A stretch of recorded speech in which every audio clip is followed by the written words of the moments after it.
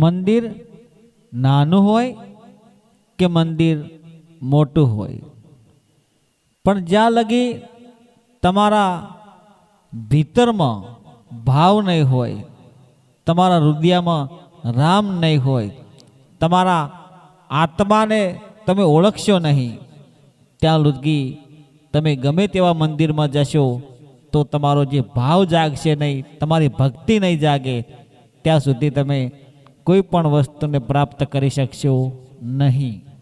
જ્યાં સુધી તમારા અંદર સાચી ભક્તિ નહીં જાગે ત્યાં સુધી કોઈ પણ દેવી શક્તિ, કોઈ પણ દેવતા, કોઈ પણ ભગવાનને તમે માનતા હોય તો એની કૃપા તમારા ઉપર થશે નહીં. ભલે તમે સવાર સાંજ ગમે તેટલા દીવા, ધૂપ, પ્રસાદ, ભોગ, ચુંદડી, શ્રીફળ જે તે તમે માતાજીને, ભગવાનને માનતા હોય એ રીતે તમે એમને ચડાવતા હોય, આઠે પહોર તમે દીવા, ધૂપ, અગરબત્તી કરતા હોય તો પણ તમારા ઉપર કુળદેવીની કે ભગવાનની કૃપા થશે નહીં. અને જો તમારે જો ભગવાનની, માતાજીની, કુળદેવીની, તમારા ઈષ્ટ દેવી દેવતાની કૃપા મેળવવી હોય તો તમે જે દીવા, અગરબત્તી, ધૂપ કરો છો એ માત્ર ને માત્ર એક સાધન છે. દીવો કરવાથી ઘરમાં સકારાત્મક શક્તિ આવે, દીવો કરવાથી કુળદેવીમાં આવે, તમારા પૂર્વજ દેવ આવે, તમે જે પણ ભગવાનને દીવો કર્યો હોય, માતાજીને કર્યો હોય એ હાજર થાય. પણ તમે ન જાણી શકો કે ના એમને ઓળખી શકો.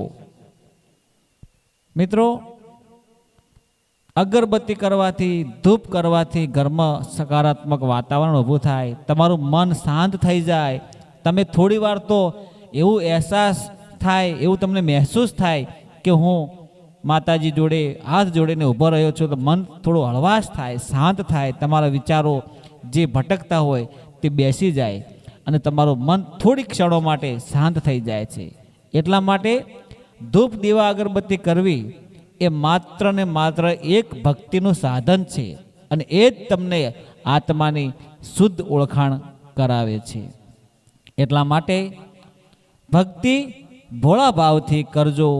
માં અંબાને, જગદંબાને, તમારા કુળદેવીને, ભગવાનને, માતાજીને જે ભાવથી ભક્તિ કરશો એ ભાવથી તમને ફળ પ્રાપ્ત થાય છે. મિત્રો, એક વાત તમને કહું કે જે લોકો 4 ધામની યાત્રા કરતા હોય, અઠવાડિયું, 10 દિવસ, 15 દિવસ યાત્રા કરી અને ઘરે આવે, તમે એમને પૂછી જોજો તમને કેવો જવાબ આપે છે. જે લોકો 4 ધામની યાત્રા કરીને ઘરે આવે અને ઘરનો ઉંબરો ચડે છે એટલે શું કે ખબર? હાસ, હવે ઘેર આવી ગયા. જે 4 ધામની યાત્રા કરી, ગમે તે મંદિરોમાં દર્શન કર્યા, ત્યાં એમને હાસના અનુભવ થયો, પણ ઘરે ઉંબરો વળગ્યો એટલે એમને જે હાસ એમની આત્મા બોલી, એ પોતે બોલ્યા એટલે એમને જેટલું પણ ફર્યા બધું જ ઘરે આવીને એમને હાસ થયો. અને જે હાસનો ભાસ થાય છે એમને, એ કોઈ પણ મંદિરમાં, કોઈ પણ યાત્રામાં એમને ન થયો અને છેલ્લે એમના ઘરના ઉંબરામાં એટલે કે ઘરે આવીને થયો. તો મિત્રો, જે હાસ તમે જે બોલ્યા ઘરે આવીને, એ ભાસ તમારા ઘરે બેઠી કુળદેવીમાં, દીવામાં બેઠી કુળદેવી માનો છે. ક્યાંય શાંતિ નથી ઘર સિવાય. કહેવાય છે ને, લોકો ઘણી વખત નથી કહેતા કે ધરતીનો છેડો એટલે કે ઘર, એટલે ઘરે જ શાંતિ છે, બાકી દુનિયામાં ક્યાંય શાંતિ છે નહીં. પણ જે તમારો જે ભાવ છે, તમારો જે માં કુળદેવીમાંને ભજવાનો છે, જે તમારા હૃદયને, રામને ઓળખવાનો છે, તમારા આત્માને ઓળખવાનો છે, એ પ્રમાણેનો ભાવ તમારામાં શુદ્ધ અને પવિત્ર જાગવો જોઈએ. મિત્રો, તમે સુખી કેમ નથી? તમે દુઃખી કેમ થાઓ છો? બીજાનું સુખ જોઈને તમે દુઃખી થાઓ છો, પણ તમે એના જેટલી મહેનત કરો, એના જેટલા પરિશ્રમ કરો તો તમે પણ એના સમવડિયા બની જશો. તો પછી દુઃખી શું કામ થવું પડે? એકબીજાના દેખાદેખી, એકબીજાનો બળતરા કરવાથી કોઈ તમે સુખી નથી થવાના. પણ તમને ભૂખ શાની છે? તમને પૈસાની કે રૂપિયાની, કોઈ ગાડીની, કોઈ બંગલાની કોઈ ભૂખ નથી. પણ તમને ભૂખ તમારા આનંદ થાય, આનંદની ભૂખ છે. તમારા જોડે કરોડ રૂપિયા હોય, પણ કરોડ રૂપિયા તમે હોય પણ એમાં તમે સુખ ભોગવી શકતા નથી. પણ તમારા જોડે કરોડ રૂપિયા હોય અને જે તમને આનંદ પ્રાપ્ત થાય છે, જે તમને સુખ પ્રાપ્ત થાય છે, એની તમને ભૂખ છે. એટલે રૂપિયાનું કે ગાડી બંગલાનું કે તમને જેનું પણ અભિમાન હોય એ કાઢી દેવું અને ભગવાને જે પણ આપ્યું છે એમાં સંતોષ રાખવો. કોઈ પણ અમીર માણસ હોય, ગરીબ હોય, સુખી હોય, દુઃખી હોય, પણ સંતોષમાં જ શાંતિ છુપાયેલી છે. જો સંતોષ નહીં હોય તો તમે ગમેલા વલખા મારશો, ફાફા મારશો તો પણ તમને સુખ મળશે નહીં. અને જીવનમાં સફળ થવું હોય તો હર હંમેશ સંતોષ રાખજો.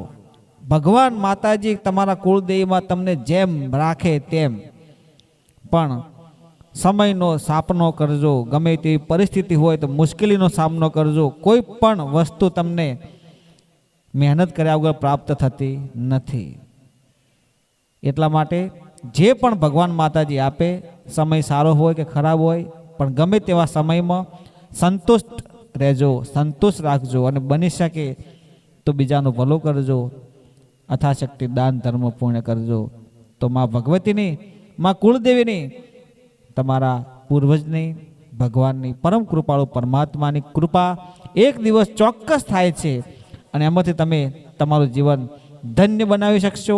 તમારા જીવનને તમે સફળ બનાવી શકશો અને આ જીવનનો તમે જે ધારો એવા પ્રમાણે તમે લઈ જઈ શકશો. પણ તમારો અંદરનો હૃદયનો રામ ચોખ્ખો હોવો જોઈએ, નિસ્વાર્થ ભક્તિ હોવી જોઈએ અને તમે બીજાના હિત માટે જો તમે ભક્તિ કરો છો, તમે કોઈનું ભલું કરવા ઈચ્છતા હોય છો તો તમારો મનખા અવતાર પાવન થઈ જાય છે. જય ગુરુદેવ, જય માતાજી.